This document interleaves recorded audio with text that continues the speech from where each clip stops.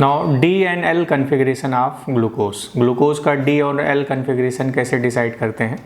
जैसे मैं एक सिंपलेस्ट कार्बोहाइड्रेट ग्लिसरल्डिहाइड लेता हूँ, तो ग्लिसरल्डिहाइड का स्ट्रक्चर ऐसे होता है कि this is CHO HOH and CH2OH।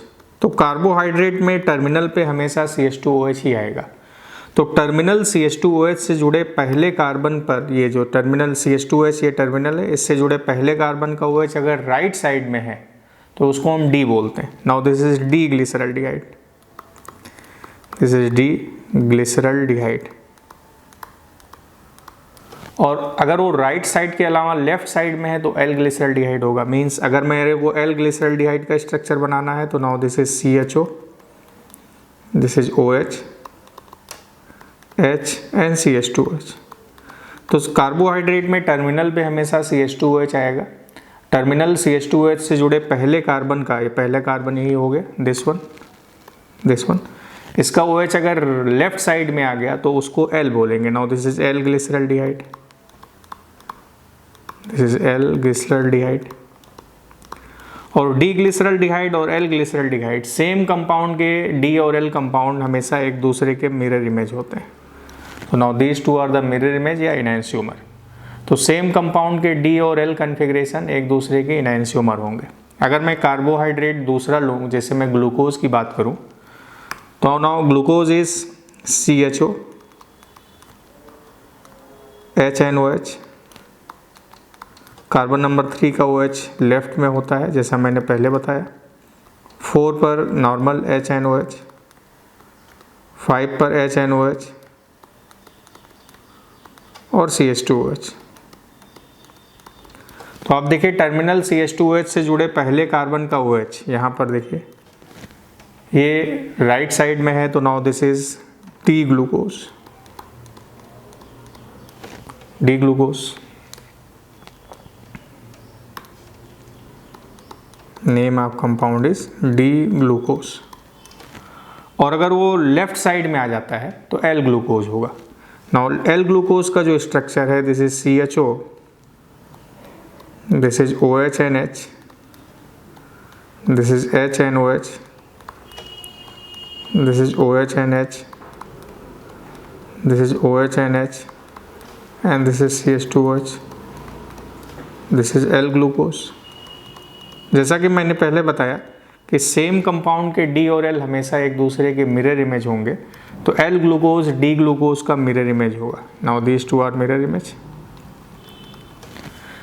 अगर मैं सिर्फ इस कार्बन का OH की पोजीशन बदल दूं, OH और H, तो L जरूर होगा पर वो L ग्लूकोज नहीं होगा क्योंकि ग्लूकोज का कोई और आइसोमर हो जाएगा। सेम कंपाउंड के D और L हमेशा एक दूसरे के मिरर इमेज होते हैं, इनैंशियोमर होते हैं।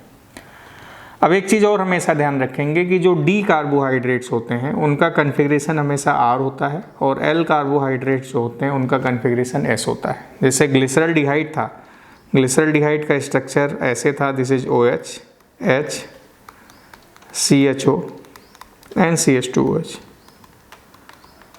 तो ये D था, तो D होगा तो इसका कन्फिग्रेशन भी R होगा। R ऐसे होगा कि अगर कायरल सेंटर से जुड़े चारों ग्रुप की हम प्रायोरिटी डिसाइड करें तो सबसे ज़्यादा प्रायोरिटी कार्बन से जुड़ा ऑक्सीजन, तो इसकी प्रायोरिटी 1 हो जाएगी।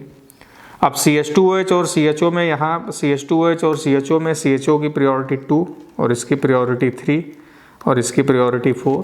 फोर्थ को नेगलेक्ट कर दें। पहले 3 ग्रुप एंटी क्लॉकवाइज घूम रहे हैं, बट फोर्थ ग्रुप यहाँ हॉरिजॉन्टल लाइन पर है। अगर फोर्थ ग्रुप हॉरिजॉन्टल लाइन पर है तो कन्फिग्रेशन हम रिवर्स कर देते हैं।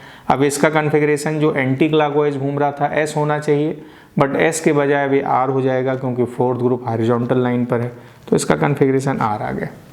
और अगर मैं इसका मिरर इमेज ले लूँ, now this is OH H CHO and CH2OH। अब यहाँ भी प्रायोरिटी अगर डिसाइड करें तो इसकी प्रायोरिटी 1, इसकी प्रायोरिटी 2, इसकी प्रायोरिटी 3 और ये 4। तो 1 2 3 क्लॉकवाइज घूम रहे हैं पर फोर्थ ग्रुप हॉरिजॉन्टल लाइन पर है, तो इसका कन्फिग्रेशन R ना होकर S हो जाएगा। और अपने को पता था ये L था, ये D था, तो इसका कन्फिग्रेशन R, ये L है तो इसका कन्फिग्रेशन S।